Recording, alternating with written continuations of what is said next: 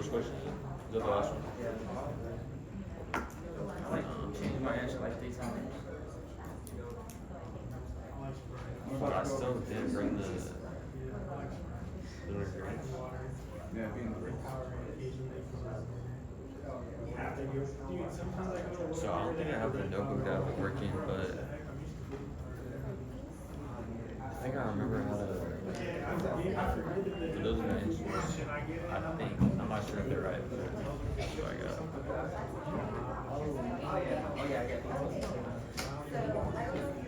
Oh, I'm not looking forward to tomorrow.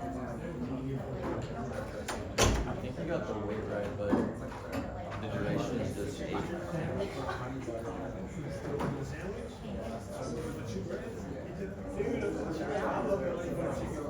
It's not 8 years, it's just 8.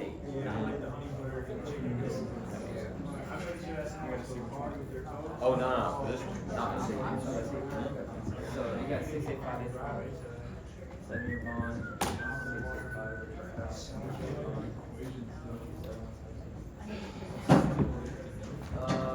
Oh, it's on Canvas. God, is there a separate? Oh, you got 2%. Oh yeah, okay. I got 2%. Number 2, you got 6.1. Okay, I got 5.75. Yeah, I think I got that one wrong. I'm not sure if I'm. I mean, I'm pretty sure I got that one. What do you I thought I was just on this too, but I feel like these would be else I got a little concerned about. Maybe I got the math right. Is Ricardo here? Ricardo Iglesias? Ricardo? Is Ricardo here? Is Madeline here? Madeline Brown? Oh my god, for sure.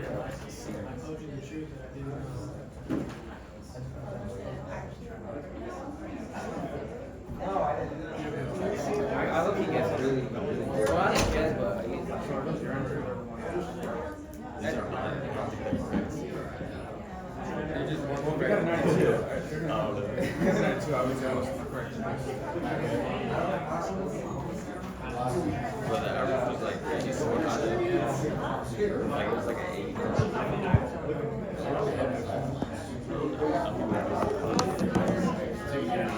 Or not, wait.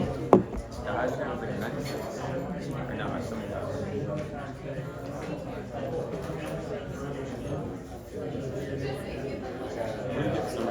I haven't. I didn't know you. I can't open it. I'm on Canvas.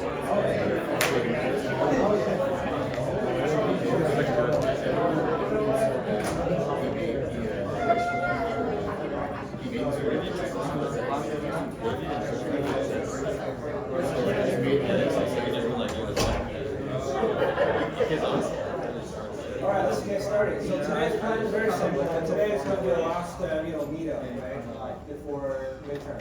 As a regular, we're going to have Yeah. a big meeting in 2 weeks. Okay, so let's keep that in mind. If you didn't know about this, we're going to have our midterm exam in 2 days. Okay, and long story short, let's make sure you bring 3 things: a calculator, an equation sheet. The sheet is only allowed to carry equations and nothing else. So please don't write any words, any concepts. Okay, so nothing like that. I'm going to go through your sheets before the exam. And then that's pretty much only 2 things. Okay, so I'm going to print out your midterm exams and bring them to you. We have class time, 75 minutes class time, and then we have the format being exactly the same as our first homework. Meaning that we're going to have, I just finished designing the midterm exam. We have 15 multiple choice questions and 3 points each. So that's going to be 45 points in total. And then we have 4 numerical questions, 55 points in total. Okay, so it's going to be a combination of the 2. Can you repeat that one more time? So it's going to be 15 multiple choice questions, 3 points each, and then 4 numerical questions, 55 points in total. Okay, so in total we're going to have 100 points, pretty standard, pretty traditional, and then no surprise. I guarantee you that there's going to be like always everything that you've seen we talked about. But here's the catch: you have to prepare for those questions, right? You have to go through basically the lecture notes. That's for sure. Lecture notes, we covered pretty much all the equations, all the formulas, and definitions. can be big definitions, it can be small definitions. Big definition can be the yield to maturity, how we define them. And small definitions can be, how we interpret net interest margin, right? It's one of the profitability measure for banks' balance sheet. How do we measure banks' profitability? We can use net interest margin, we can use ROA, we can use ROE. How do we specifically calculate them? How do we define them or interpret them? Okay. Small definitions like this. And then that's lecture notes, also slides. Slides, if you have time, I strongly encourage you to go through everything, the lecture slides, and also homework problems, in-class examples. They are extremely important. Homework problems and then in-class examples. So please make sure that you understand all the questions instead of just memorizing the numbers and equations. Understanding is always the key. So please make sure that you understand the logic and the story flow, so the economic meanings behind it. Okay, so for example, why do we have to equalize the equity ratio with the maintenance margin requirement? The why question is definitely more important than just the pricing formula itself. Okay, so we're gonna go through the major topics, possible topics all together right before the class ends today. Let's go through homework questions all together. By the way, I've uploaded your homework grade. If you haven't seen it, you can double check. The average score is about 86-ish. Okay, that's the average score. And some of you did really well. I mean, you did really well overall. It's a really decent performance. Way better than I thought. That unfortunately made the first midterm a little bit harder than I would think. Because, you did too well. No, don't do that, come on. First homework problems. But, depending on the overall kind of, performance, I'll do everything. I'll definitely curve to make sure that roughly, my goal here is to make sure that a third of the whole class is getting an A, third to like 40%, and then the rest will be like B and C. Okay? What's wrong with all So A's? that's the overall goal. Because, I had a little difficult time like giving you, sort of distinguishing all the grades from the first homework problems. You did really well. Okay? So that's definitely something good there. And then today we're going to talk about all the homework questions, and then we're going to go through the possible topics. Okay? Gosh, I think I have your homework here.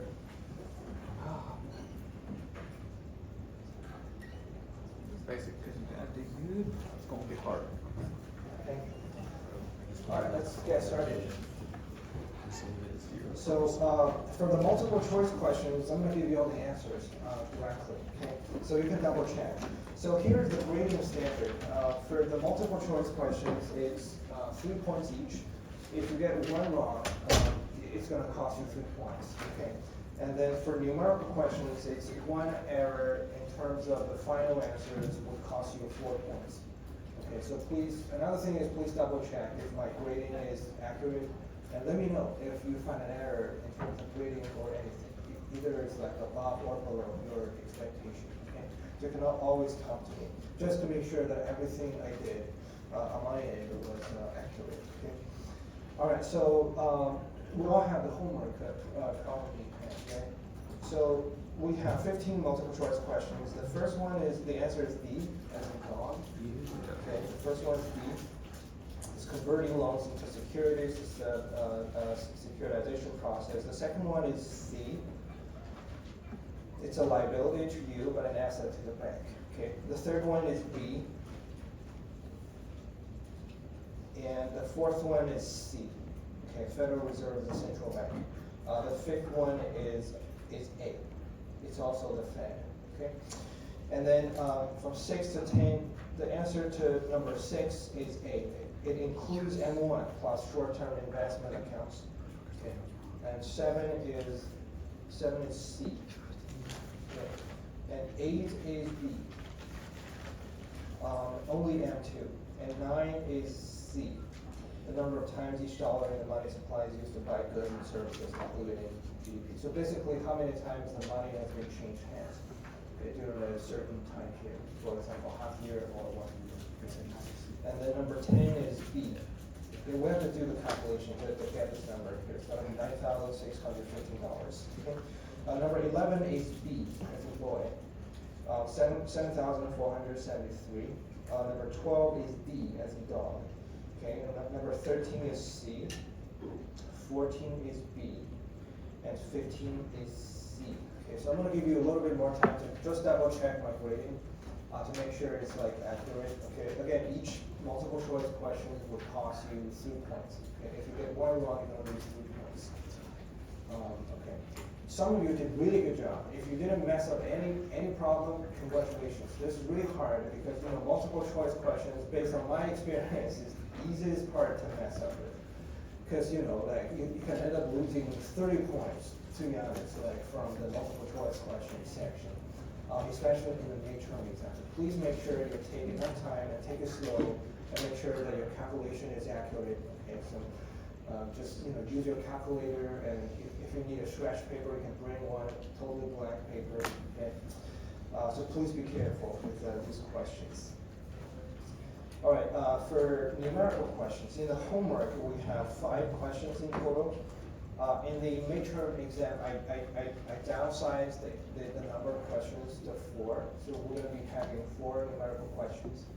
But some of the multiple choice questions can be calculation based as well. Okay, so I made sure that the whole length of the midterm exam is like proper for 75 minutes, conditioning on you are being familiar with the materials. Okay, so please prepare for the exam. If you have any questions, let me know. So those 4 questions are worth 55 points, right? 55, right. And another thing is if you can show your process, your work, that'll make my life easier to give you partial credit. I try my best to give you partial credit. Again, my goal is never to give you a hard time or be harsh on grading or anything. I'm here to help you and work with you. Okay? Sir. Yeah. Are they multiple part questions? The 4 numerical one? Like this, like part A, part B, part C? Kind of like what you do with the homework. I don't think so. Let me quickly go. I don't think so. It's going to be just single question problem. It's going to be 4 numerical questions with just 1 question. Like But it can be like 2 components. For example, what's the holding period 1? What's the holding period 2? Sort of here. Any other questions so far? Okay, awesome. All right, for numerical questions, in the homework, the first one is, we went through this question. Actually, this is the 3rd time, right? First to go through this question. First time was in class example, chapter 2, right? And the second time is we briefly talked about it, and this is the 3rd time. Okay, so the first question's answer is $40,000. We need to borrow $40,000. So the logic here is, because we're dealing with 1,000 shares, 1K, 1,000 shares of $200 per share. Okay, so 1K times $200. In total, we're dealing with, so the account size is gonna be $200K, right?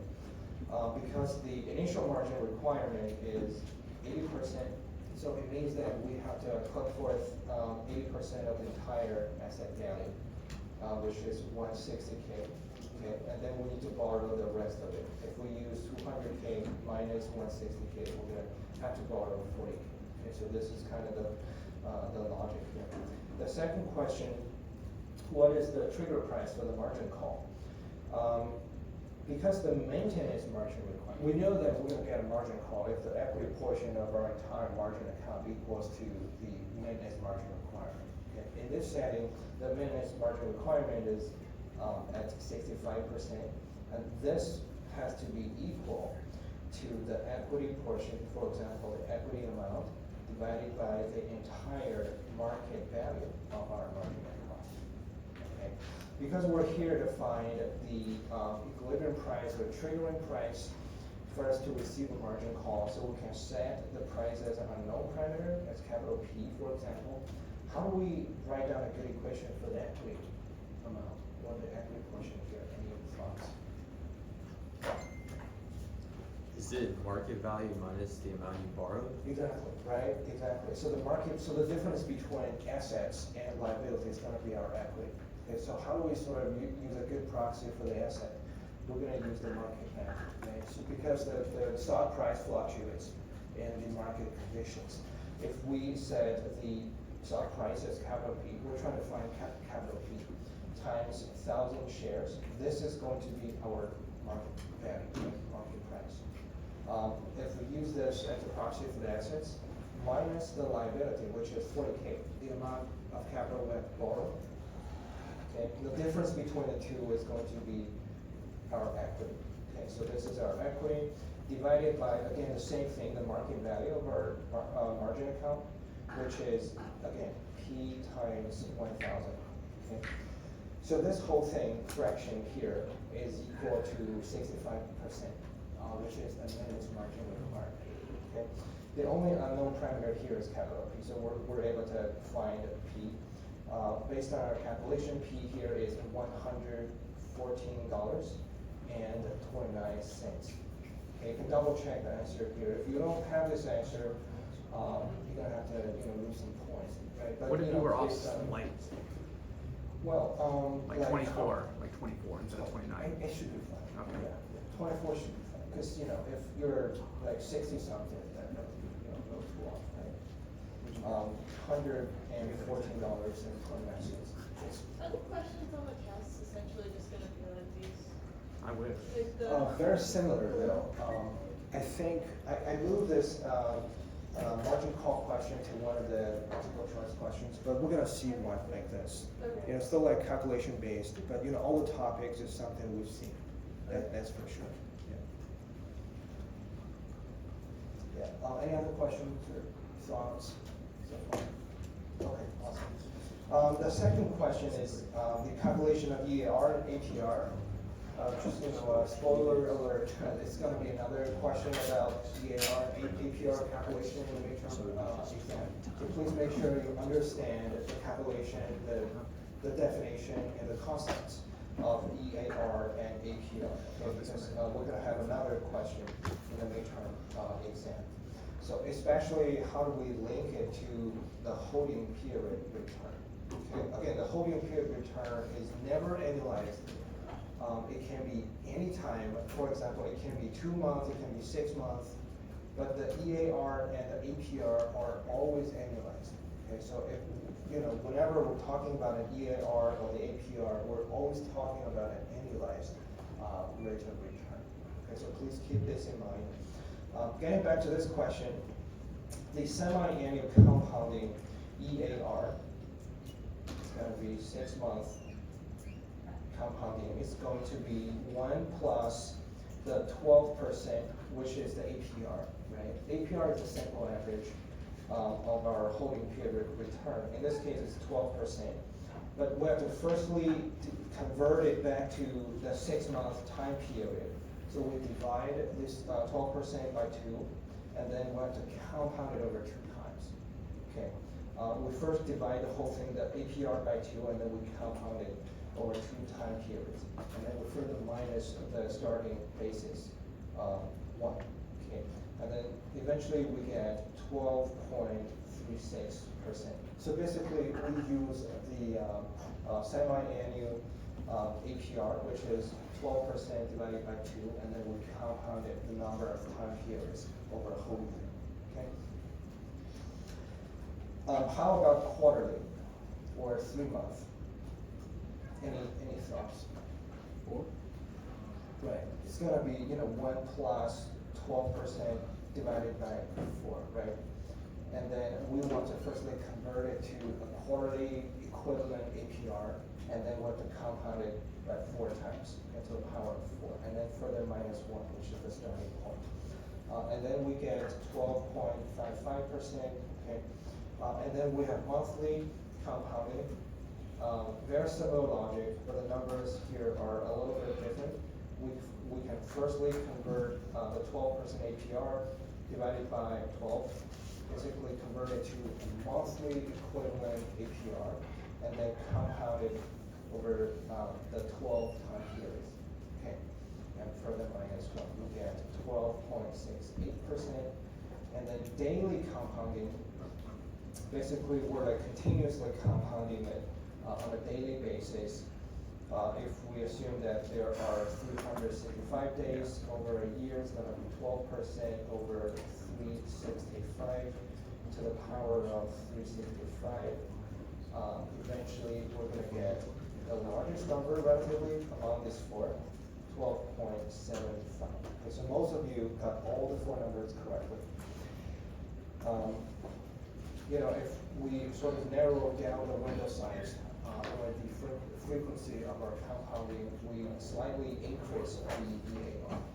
Meaning that we're able to reinvest the return immediately after we receive the coupon.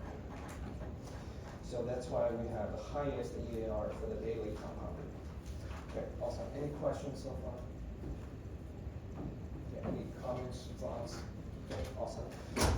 Number 3.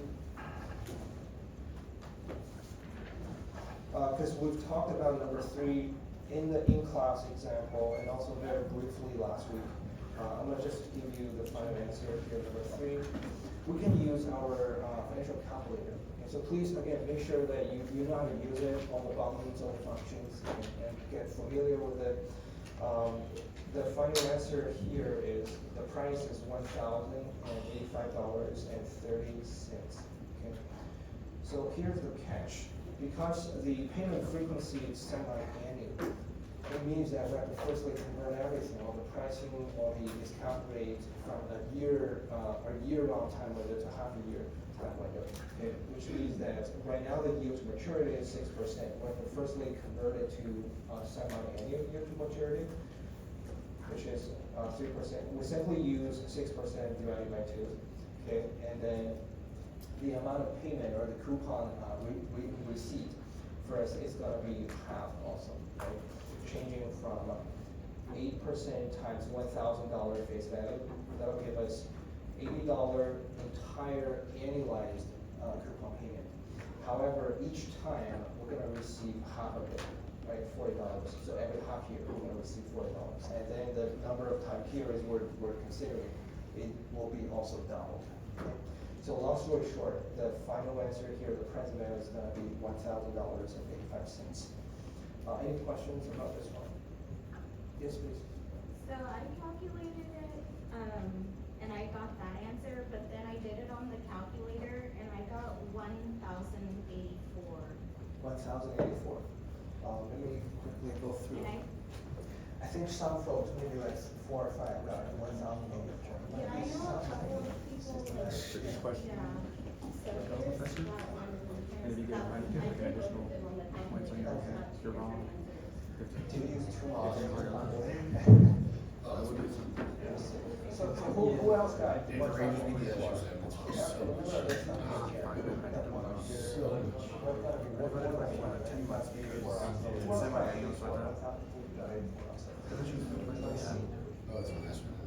Because it's in my annual, so it's in my. Oh, okay.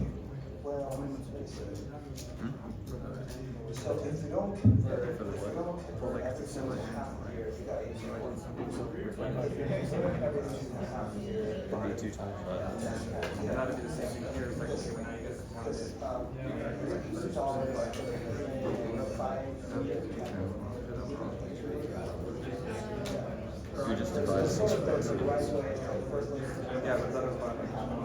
You like you have to find the like effective. It's a really good You're finding question. the You can double check, if you have a calculator, you can double check the answer here. This is really tricky, because, some folks got 84, 1,084.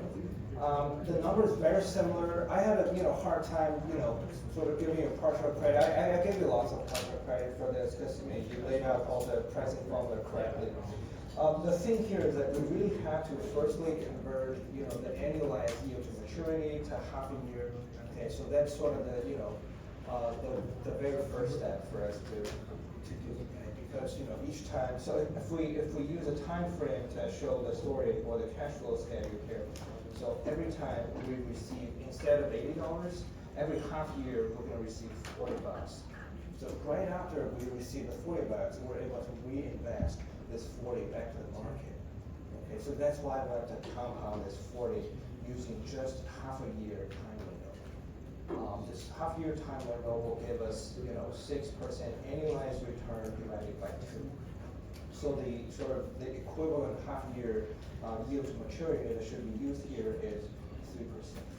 Okay, so that's sort of the whole logic for us to firstly convert everything to the half-year time frame. And then as a result, because we're talking about a 5-year maturity for this bond security, we have 5 years, but each year we're gonna have 2 payments, right? So in total, how many payments do we have over the 5-year time window? It's gonna be 10, right? 10 payments in total. So instead of capital N being 5, if we convert it to half-year time window, we're gonna really have 10 for the capital, the number of payments. Okay, so everything is sort of adjusted for the semi-payment frequency. Okay, just wanted to double check. Any other questions? That's a really good question. Any other questions about number 3? Okay, awesome. Well, number 4. Number 4 is a forward rate question. Firstly, the first question is the calculation of the present value or the intrinsic value or the market value, right? If we want to use a time frame to sort of tell the story here, we have 3 years ranging from 1, 2 to 3. And then in this case, the payment frequency is annual, right? So each year we'll receive just one cash flow payment. For example, the first year is going to be $100, first coupon payment. Second year, another 100. Third year is going to be 100 plus 1,000 principal, right? So in total, we're going to get $1,100. Okay, and then we know the cash flows, and then we can calculate the present values of all 3 cash flows. Okay, and using the yield to maturity information provided in the table. So over the first year, the yield to maturity is 6%. Very quickly over the first 2 years, so, you know, the way we sort of read this table is over the first 2 years, how much is the yield to maturity? Any thoughts? 6.5, right? So over the first 2 years, the average yield to maturity is 6.5. That's a really good answer. How about over the first 3 years? 7%, right? Exactly. 7% over the first 3 years. Okay, awesome. So we're going to use all the 3 yield to maturities to calculate the present value. Okay, so how do we calculate the first cash flow's present value here? We know that we're going to get $100 at the end of year 1. How do we discount this $100? Present value for the first cash flow, we have $100, right, as the face value at the end of year 1 divided by 1 plus 6%. We'll only have to discount it one time, right, because it's just going to be an annual payment. And then how about the present value for the second cash flow? That's going to occur at the end of year 2. We're going to use 100 divided by 1 plus the overall yield to maturity over the first 2 years, okay, 6.5%. But we have to calculate the square value because we have to discount it over 2 years. Basically, discount it twice, okay? And then we can use the same present formula to calculate the third present value. The difference here is that it's totally up to you. You can calculate, so in terms of the very last cash flow, you can calculate the coupon payment and the principal separately, or you can group them all together. If we want to group them, we can use $1,100 in total, $1,100 divided by 1 plus 7% yield to maturity cubed, okay? Because we have to really discount it 3 times, okay, over the 3-year time window. And then we can specifically calculate the 3 present values and add them up. Eventually, if we do everything correctly, we're going to get the price of this bond, or the overall total present value being $1,080.43. Okay, $1,080.43. Okay. I saw one homework that sort of accurately calculated all the present values for the coupon payments and then simply added the very last 1,000 face value. The logic is correct. However, the only thing is the 1,000 face value has to be discounted as well. You know, because we're going to be receiving $1,000 at the end of year 3, and then that face value is going to be worth $1,000 in 3 years starting from today. However, how is it going to be worth right now? It has to be discounted over 3 years. Okay, so long story short, we really have to discount the present value. The principal. as one, the thumb counter difference as well as one, okay? So everything, added up is gonna be $1,080.43. So far, any questions or comments? Okay, awesome. This is number one. Number two is the calculation of forward rate. So it's gonna be, I think, one calculation for the forward rate as one of the numerical questions in the midterm. So please double check, so go through all the possible questions, relevant questions get related to the forward rate calculation. Let me know if you have any questions or concerns. We're gonna talk about this kind of question here one more time. So in this setting, in this homework question here, we have 5 years, right? It's quite complicated. We have 1, 2, 3, 4, 5. Okay. The things we know is, firstly, the overall 5-year yield to maturity is 6.5%. We know that over the entire 5-year time window, the yield to maturity is 6.5%. And then another thing we know about this time window is over the first 3 years, the average yield to maturity is 7%. Okay, so something we're trying to figure out here is the yield to maturity of the very last 2 years is something we're trying to figure out here. Okay. It's always good to start with a sort of alternative investment strategy kind of mindset, because we can simply assume that if we simply go for the one-time deal kind of strategy, we just buy the 5-year bond security one time and hold it until its maturity, we're gonna make how much return in total? If we just buy the 5-year bond security one time, buy it today and hold it until maturity, and then we sell it in 5 years. We don't have to sell it, we just wait until it's maturity and get paid out. So how much is the total return? What's a good pricing formula here? It's gonna be 1 plus 6.5% to the power of 5, right? So basically, every year on average, we're gonna make 6.5% on yield to maturity, but we have to compound it over 5 years, okay? So that's the first possible trading strategy. Alternatively, we can do 2 deals. The first one is we buy a 3-year bond security today. We buy the 3-year, it's gonna give us 1 plus 7% yield to maturity, right, over the first 3 years, okay? How many years do I have to compound it? Any thoughts? It's gonna be 3-year bond security, right? So it's gonna be 3 years, right? We use 1 plus 7% Q, and then we're gonna carry everything over to the very last 2 years. So we're gonna use the whole thing times 1 plus the forward rate over the very last 2 years to the power of 2.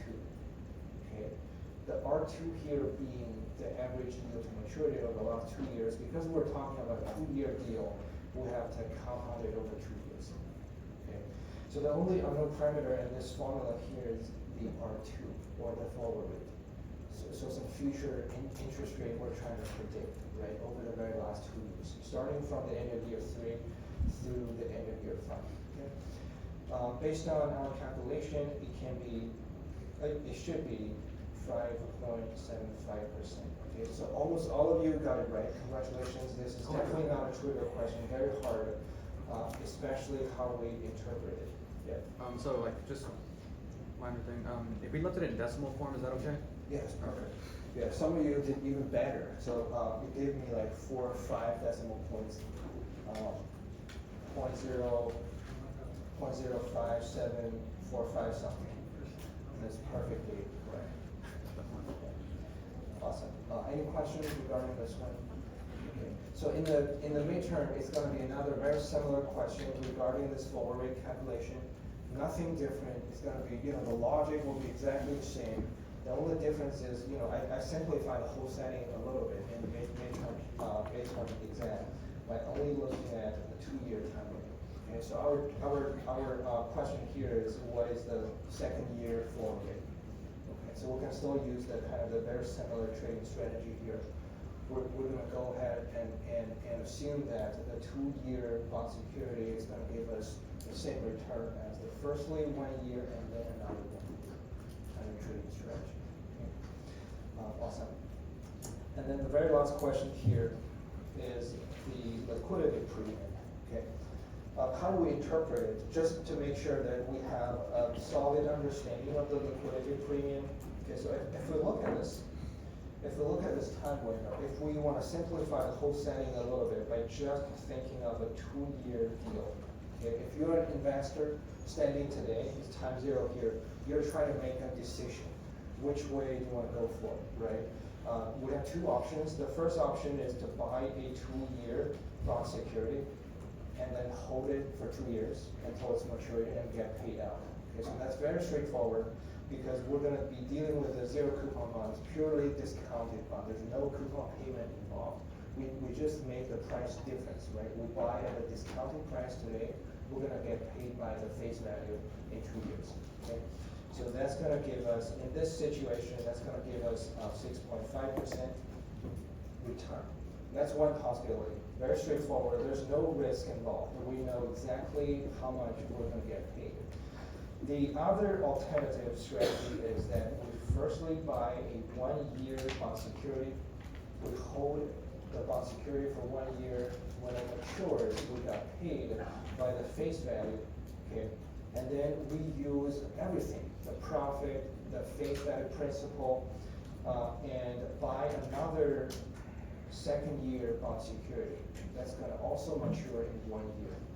Okay, so we know the yield to maturity starting from today over the entire first year. That is 6%. Okay, but something we do not know is the 2nd year's forward rate, but we can figure it out. Okay. So this is the two alternative trading strategies. First one is we buy a 2-year deal, very straightforward. We don't have to worry about any risk.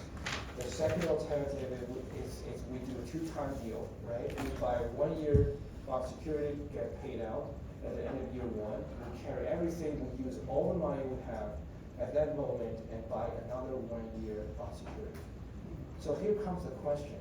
If you're a rational investor, which one would you prefer?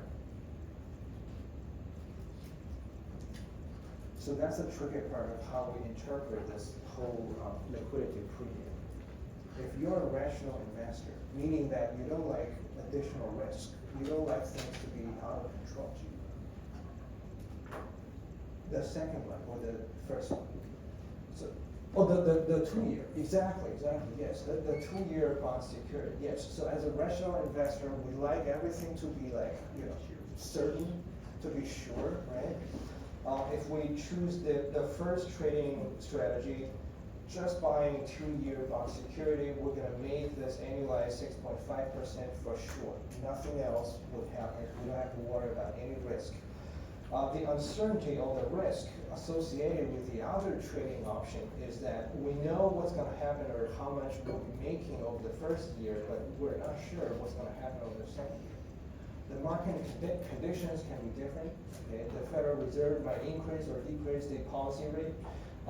Chances are we're not able to make the predicted forward rate at the time. Okay, so we don't like that kind of risk. As a result, because the market is kind of full of rational investors, pretty much, the majority of investors would prefer the first one, pushing up the price of the 2-year bond security, because fewer people would be interested in the second trading alternative, pushing down the price of the 2nd-year bond security.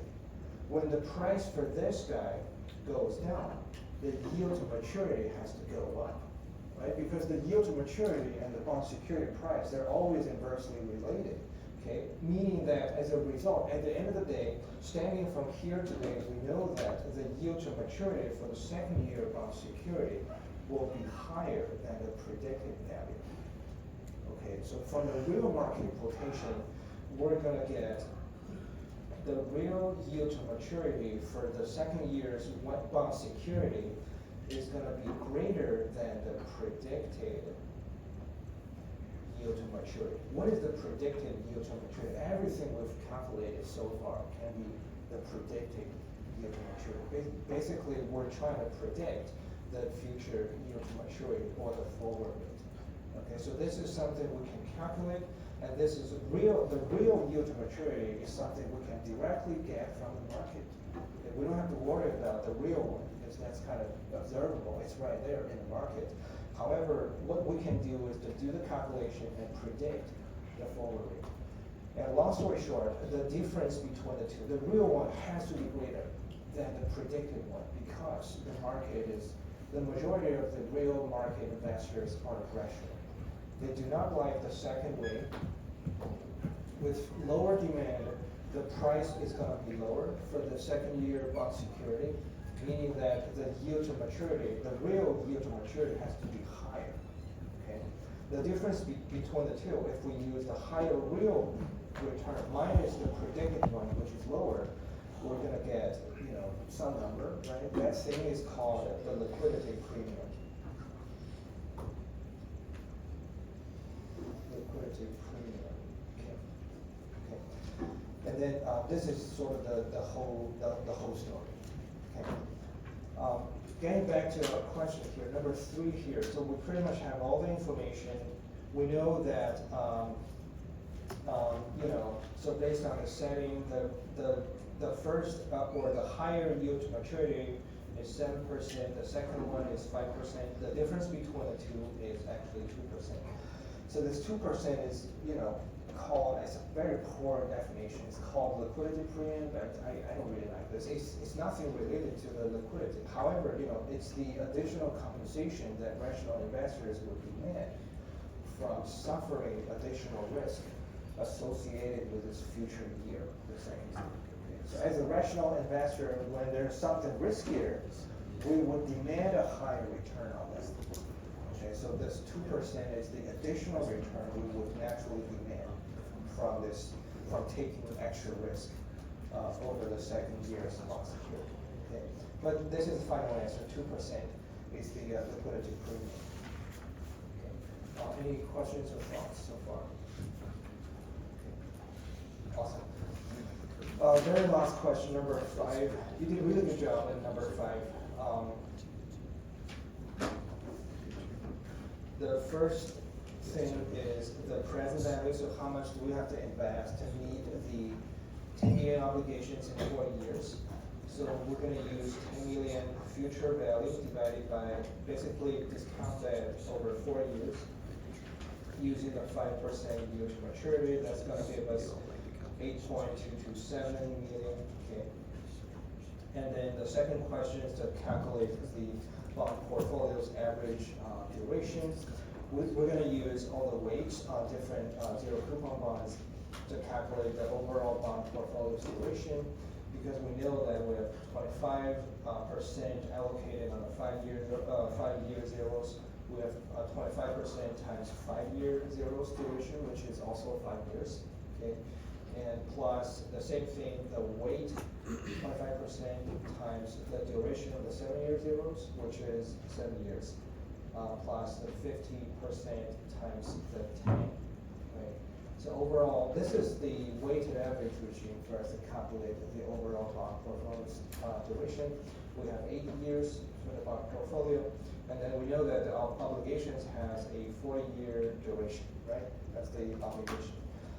So the very last question is if we can sort of structure this story a little bit more using the structure of the balance sheet for the obligation for the liability.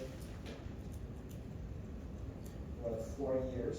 So we can just lay out the 2 durations.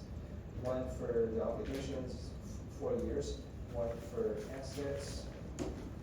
For assets, we have 2 options. Right? If you're the portfolio manager here, you have 2 options to choose from. The first one is the 2-year zeros. So how much is the duration for the 2-year zeros? 2 years, right?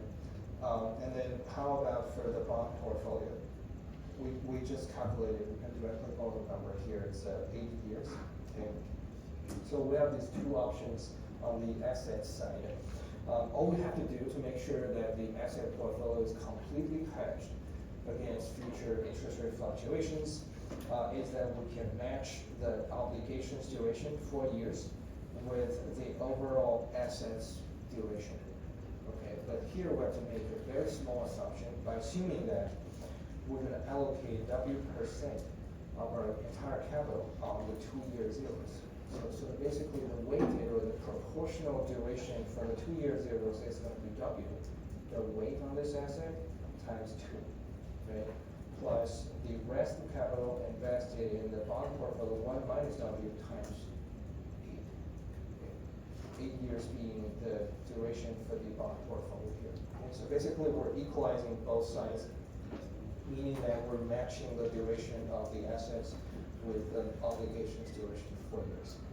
And then we can calculate W here. It's gonna be 2/3. So we're gonna allocate 2/3 of our entire capital on the 2 year zeros, and then allocate 1/3, the rest of the capital on the bond portfolio. Okay, so if you can show the 2/3 here, you're perfectly fine.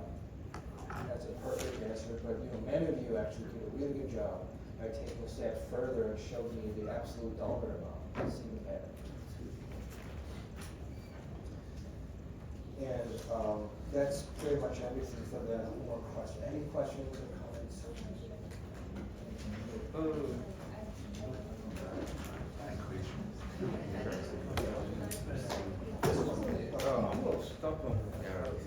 Yeah, very much. So the question here is how we get 2/3 from here? That's one We want to spell out the. I know, it's like super simple. So the left side is 4. I don't know what I'm The right side is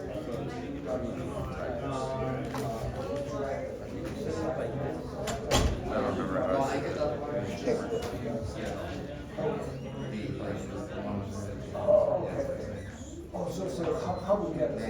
Yeah, I realized, I messed up. I got like the one part and then I forgot to do the rest. And the SS duration is. Bro, this question is not So gonna be we able to test can't that. invest in both. Wait a minute. Assume that. This is correct, it's fine, but- Or even this one, that's what I'm trying to.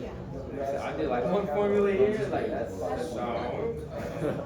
the overall assets, Wait, we're gonna use the weighted average. I don't think we're using the weighted average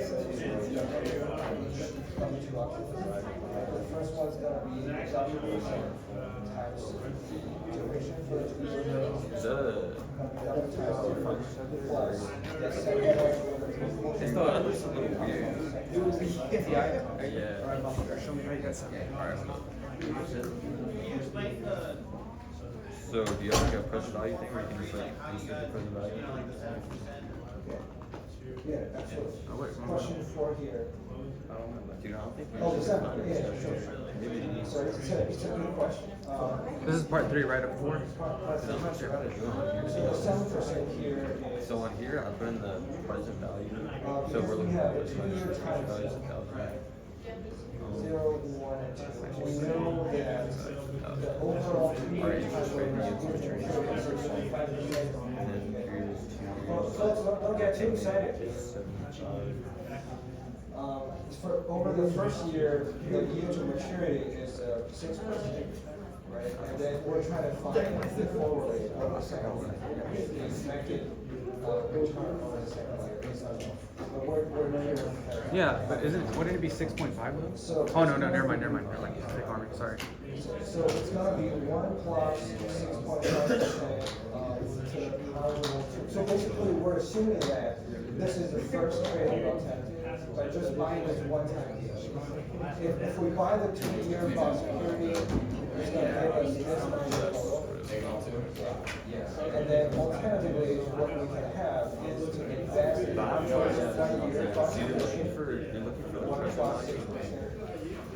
The future And then value. carry everything over onto the second year, times 1 plus the forward rate over the second year. Okay, can you work that out? And then the 2 parts will be identical, right? Because, the 2 trading strategies will give us the same number. Could you do the math on it, please? Like this one. Yeah, just all of it, just in general, just so I get it clear. So if we divide the whole thing simultaneously from both sides, Mhm. okay, meaning that we use 1 plus 6.5% squared divided by 1 plus 6%. So on the right side, we end up with just 1 plus 6%. Okay. And so, And then, go ahead. start from here.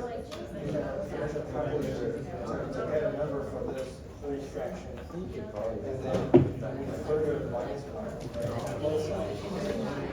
And then we end up It's like EV equals 1,000. yeah, it's payment or the future value or your initial. so it's not a tricky part here. I guess the payment is just plus. So the way I was just like, Oh, you have to just right? Like you have to put it in like. that's what I'm doing. I did that. How do you get the square root? I kind of did it based off of the like. I need to see what I. Cause I probably just did the coupon payment and I didn't implement the future value. That's probably what I did. Bro, I would borrow like one of these from the So, okay, just to make sure. I mean, I got a spare financial close. Like, never mind. You have it. Dude, I need one with the future present value on it. Oh, I have it. You want to let you borrow?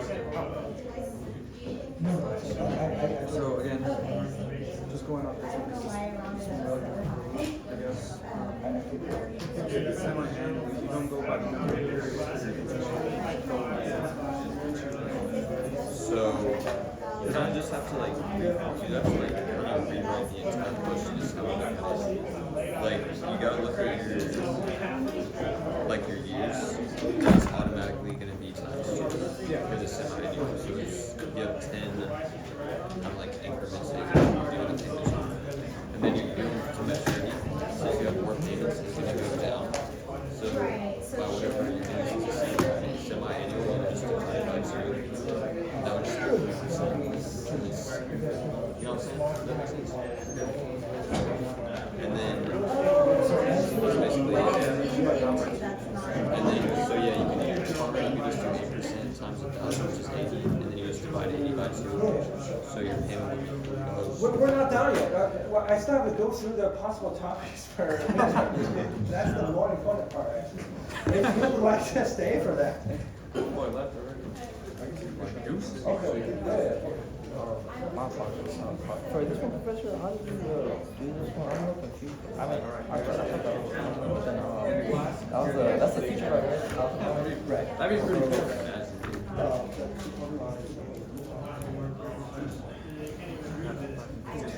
So we have Are you gonna sleep for this, or have you started sleeping for it? Have you started sleeping? Fuck yeah, use the weekend to study for this shit, bro. I was trying to make this sleep. Oh my god, that's what gave me like again when I slept because the thing I didn't like is I didn't see anything to the and I was like, okay, that's right. I get grades today. I haven't seen it, but I know it's at least 2. And I gotta sharpen my axe again. So are you just gonna, you think you're just gonna go over like this? I'm probably gonna go over the slide. We can't use Excel, right? That's what I was The doing thing, too. the thing I don't know, like I would love to maybe that Lowe's choice are So we gonna can be separately discuss the first $75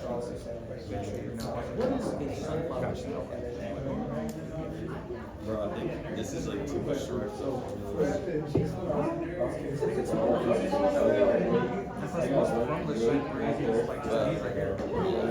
I ain't gonna lie. No, I'm saying like that. I studied on the weekend, man. I hate being stressed for exams, so Oh, yeah, you did. I sacrificed my weekend for this shit. I don't think it was too bad. And if the homework's like the exam, Oh no, but I got like other exams. I got It's like the wording too, bro. Like sometimes I look at the wording and it kind of just throws me off. Like, how do you do it? I don't think they would have like dude, for like intrinsic value, I've heard that used before, and I had no idea that was a present value before I listened to it. Or before I told it. I was gonna say, he said the multiple choice is worth more than the exam. No, the numeric, I'm sorry, what we worked out, those are 55 points. Yeah, because it's 15 3-point questions, those are multiple choice, all of us are 55.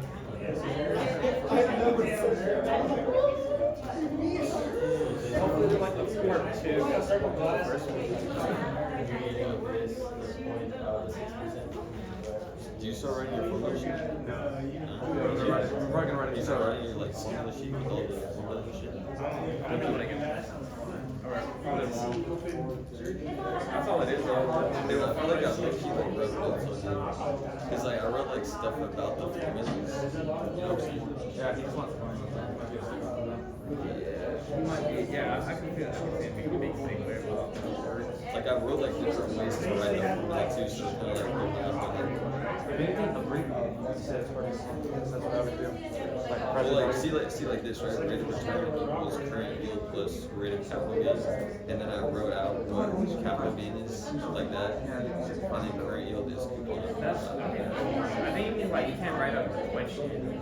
Or like, or like an example. Like, yeah, I can't write out this question, write out an example, and Dude, I could have done that with this though, like the end of the like I put like the answer of this equals this. okay, but that's different. That's different.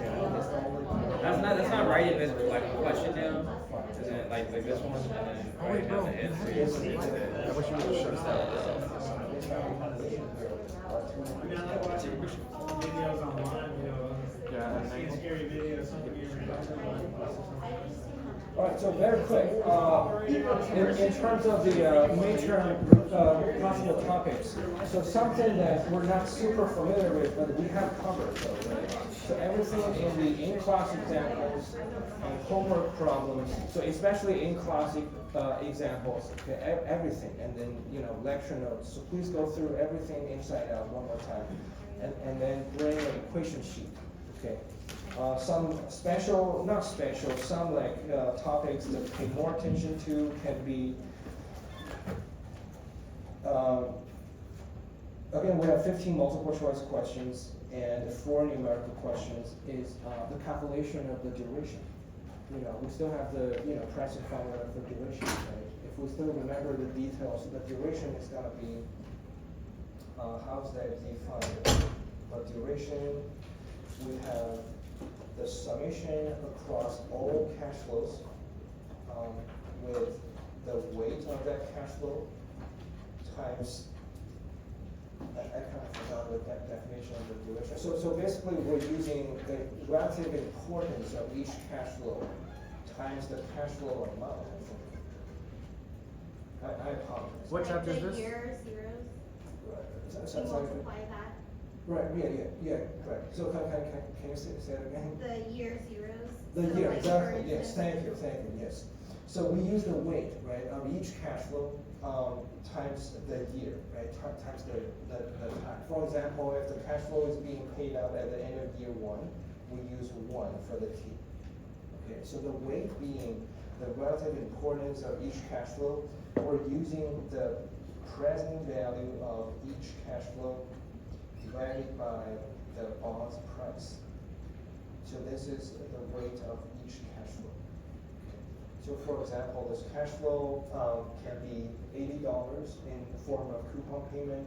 We use the present value of that 80 divided by the entire bond's price. It can be $850, it can be $970. Okay.